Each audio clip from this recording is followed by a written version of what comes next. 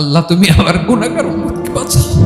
বিশ্বনবী পাগলের মতো একবার হাউজে কাউসারে যাবেন, একবার সিরাতে যাবেন, একবার পুলসিরাতের দিকে, একবার হাউজে কাউসারের দিকে পাগলের মতো দৌড়াতে থাকবেন। তার কোনো গুনাহগার উম্মত যাতে জাহান্নামে ঢুকে না যায়। সেদিন কেউ সুপারিশ করতে পারবে না বিশ্বনবী ছাড়া। কিয়ামতের ময়দানে ওই বিভীষিকাময় সময়ে মুসিবতের কালে মানুষগুলো পাগল হয়ে বিশ্বনবীকে খুঁজতে আরম্ভ করবে। সবাই মিলে বিশ্বনবীর কাছে যেয়ে বলবে, ইয়া রাহমাতাল লিল আলামিন, ইয়া খাতামান নবীন, রাহমাতাল লিল আলামিন। দেখেন আমাদের কি অবস্থা, কি কঠিন বিপদে আমরা আছি, দাঁড়াতে পারি না, সূর্যের আলোতে ঘেমে হয়রান। আজকে কেউ সুপারিশ করতে পারবে না। সব নবীরা অপারগতা স্বীকার করেছে, তারা বলেছে আপনি ছাড়া কেউ নাকি আল্লাহর সামনে দাঁড়াতে পারবেন না, আপনি একটু সুপারিশ করেন। বিশ্বনবী বলবেন, আসো আসো, আজকের দিনে আমি ছাড়া আল্লাহর সামনে কেউ দাঁড়াতে পারবে না। বিশ্বনবী মাকামে মাহমুদে যে আল্লাহু আকবার বলে সিজদায় লুটিয়ে পড়বেন। আল্লাহ রাব্বুল আলামিন বিশ্বনবীকে এমন কিছু চমৎকার শব্দ শিখাবেন, ওই শব্দগুলো দিয়ে আল্লাহর প্রশংসা করে বিশ্বনবী কাঁদতে আরম্ভ করবেন। বিশ্বনবী এমন ভাবে অজর দ্বারায় সিজদায় লুটিয়ে পড়ে কাঁদবেন, রব্বুল আলামিনের রহমতের দরিয়ায় জোশ লেগে যাবে। রব্বুল আলামিন এই দৃশ্য থেকে সহ্য করতে পারবেন না। রব্বুল আলামিন বলবেন, ইয়া মুহাম্মদ ইরফা রাসাক, ও নবী আপনি মাথা তোলেন, মাথা তোলেন, আপনার কান্না আমি সহ্য করতে পারি না। নবী আপনি মাথা তোলেন, সাল তুতা, আজকে আপনি যা চাবেন তাই দেব। নবী আপনি সিজদা থেকে মাথা তুলেন, সাল তুতা, যা চাবেন তাই দেব। ওয়াশফা তুশাফা, যার জন্য সুপারিশ করবেন তার সুপারিশ কবুল করে নেব। বিশ্বনবী এবার মাথা তুলবেন। যে বিভীষিকাময় সময়ে প্রত্যেক নবী বলেছেন আমি পারবো না, প্রত্যেক নবী বলেছেন নফসি নফসি, আমার কি হবে আমি জানি না, আল্লাহ আমারে বাঁচাও। প্রতিটি নবী বলবে নফসি নফসি, আল্লাহ তুমি আমারে বাঁচাও, আমারে বাঁচাও। বিশ্বনবী মাথা তুলবেন, তুলে বলবেন রব্বি হাবলি উম্মতি, আল্লাহ তুমি আমার গুনাহগার উম্মতকে বাঁচাও। এই দুনিয়ার বুকে রব্বুল আলামিন সব নবীকে একটা করে দাওয়া মুস্তাজাবা দিয়েছেন, মানে যে দোয়া করলে কবুল হয়ে যায় সাথে সাথেই। দাও বিহা, দুনিয়ার সব নবীরা ওই দোয়াটা দুনিয়ায় করে ফেলেছে। সব নবীকে আল্লাহ একটা করে দোয়া দিয়েছেন, নবী দোয়া করলেই কবুল। সব নবীরা ওই দোয়া করে ফেলেছে দুনিয়াতে। বিশ্বনবী বলেন আমি করি নাই। ওয়া ইন্নী আখতাবিউ দাওয়াতি শাফাআতান লি উম্মতি ইয়াউমাল কিয়ামাহ, আমার ওই স্পেশাল দোয়াটা আমি দুনিয়ার বুকে কঠিন বিপদে পড়েও কোনোদিন করি নাই। আমি আমার স্পেশাল দোয়াটা কিয়ামতের দিন আমার গুনাহগার উম্মতকে সুপারিশের জন্য রেখে দিয়েছি। আল্লাহ বলবেন নবী ইরফা রাসাক, মাথা তোলেন, আর কাটবেন না। বিশ্বনবী মাথা তুলবেন, আল্লাহ বলবেন সাল তুতা, আপনি যা চাবেন তাই দেব। ওয়াশফা তুশাফা, সুপারিশ করেন, সুপারিশ কবুল করব। বিশ্বনবী বলবেন আল্লাহ ওই স্পেশাল দোয়াটা দুনিয়াতে করি নাই, আজকে আমি তোমার দরবারে দাঁড়িয়ে কিয়ামতের দিন ওই দোয়াটা করছি। আল্লাহ আমার যে উম্মতের হৃদয়ে যাররা পরিমাণ ঈমান আছে, আমার একটা উম্মতকেও তুমি জাহান্নামে ঢোকাতে পারবা না। বিশ্বনবী পাগলের মতো একবার হাউজে কাউসারে যাবেন, একবার সিরাতে যাবেন, একবার পুলসিরাতের দিকে, একবার হাউজে কাউসারের দিকে পাগলের মতো দৌড়াতে থাকবেন। তার কোনো গুনাহগার উম্মত যাতে জাহান্নামে ঢুকে না যায়। সেদিন কেউ সুপারিশ করতে পারবে না বিশ্বনবী ছাড়া।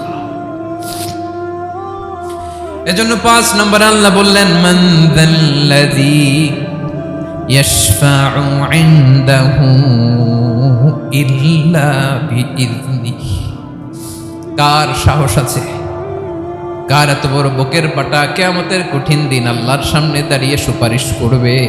কারো ক্ষমতা নেই, কারো ক্ষমতা নাই। বিশ্বনবী সেদিন সিজদায় পড়ে উম্মতের জন্য কাঁদবেন, সবাই কাঁদবে নফসি নফসি, আল্লাহ আমারে বাঁচাও, আল্লাহ আমারে বাঁচাও। বিশ্বনবী বলবেন উম্মতি উম্মতি। বিশ্বনবী আমার জন্য কাঁদবেন, আপনার জন্য কাঁদবেন, আমাদের জন্য সেদিন কেঁদে কেঁদে জাহান্নামের দরজায় দাঁড়িয়ে আমাদেরকে টেনে টেনে জান্নাতে ঢুকাবেন। এজন্য এই বিশ্বনবীর ভালোবাসা যেন আমাদের হৃদয়ে ভরপুর থাকে। আমার ভাইয়েরা, প্রতি শুক্রবার বিশ্বনবীর উপরে বেশি বেশি যেন আমরা দুরূদ পড়ি। আমরা যখন বিশ্বনবীর সালাম দেই, দুরূদ পড়ি,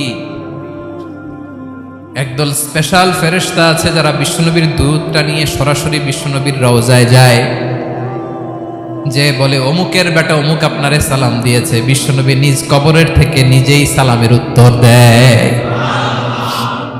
বিশ্বনবীর ভালোবাসা যেন আমাদের হৃদয়ে থাকে, বিশ্বনবীর সুন্নাহ দিয়ে যেন আমাদের জীবনটাকে সাজাই। পারা যাবে ইনশাআল্লাহ। বিশ্বনবীর ভালোবাসা ছাড়া কেউ জান্নাতে ঢুকতে পারবে।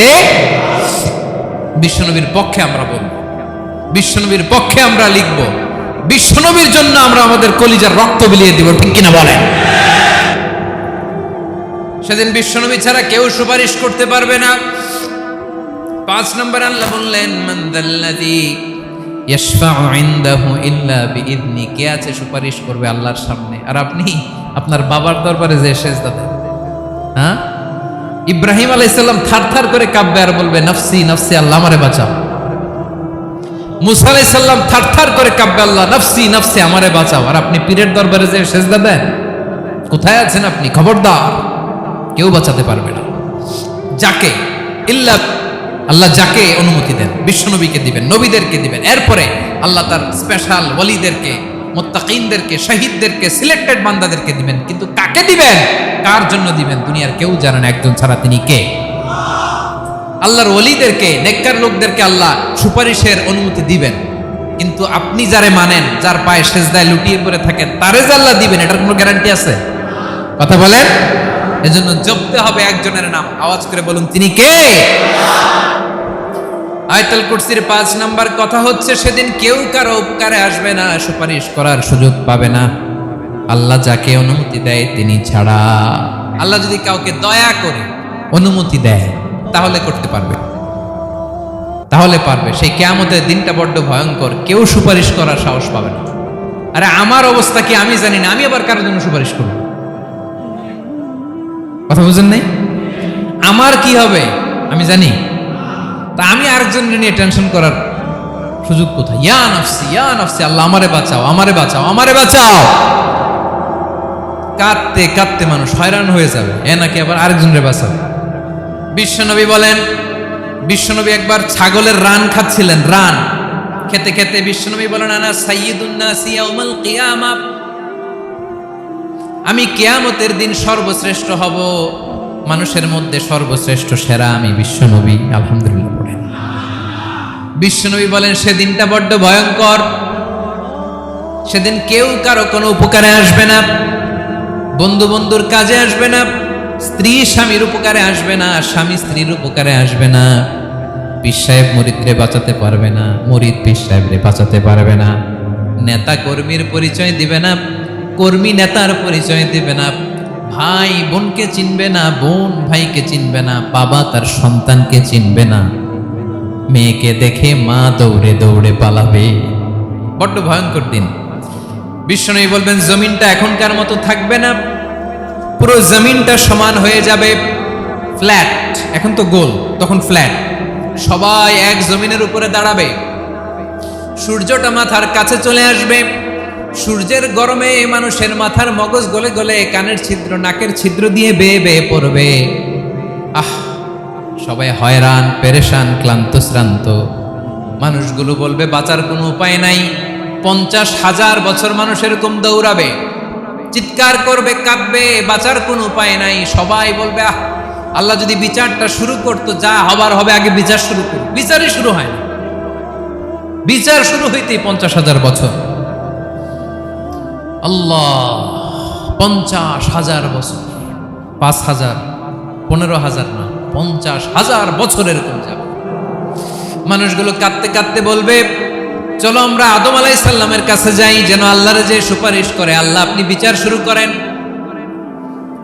কিয়ামতের ময়দানে সবাই মিলে সাইয়েদনা আদম আলাইহিস সালামের কাছে যেয়ে বলবে, ইয়া আবাল বাশার ইয়া আউওয়ালাল আম্বিয়া, ও ও আদম নবী, আপনি দুনিয়ার বুকে প্রথম নবী। আল্লাহ নিজ হাতে আপনারে 60 হাত লম্বা করে বানিয়েছেন। আপনার সম্মানে ফেরেশতাদেরকে সেজদা দিতে বলেছেন। দুনিয়ার প্রথম নবী, প্রথম মানুষ আপনি। আপনি আল্লাহর যে সুপারিশ করেন যেন আল্লাহ বিচার শুরু করে। আদম আলাইহিস সালাম বলবেন আমি পারবো না, কারণ আল্লাহ আমাকে একটা নিষিদ্ধ গাছের কাছে যেতে নিষেধ করেছিল, আমি ভুল করে এই গাছের ফল খেয়েছি। নাফসি নাফসি, আজকে আমার কি হবে আমি জানি না।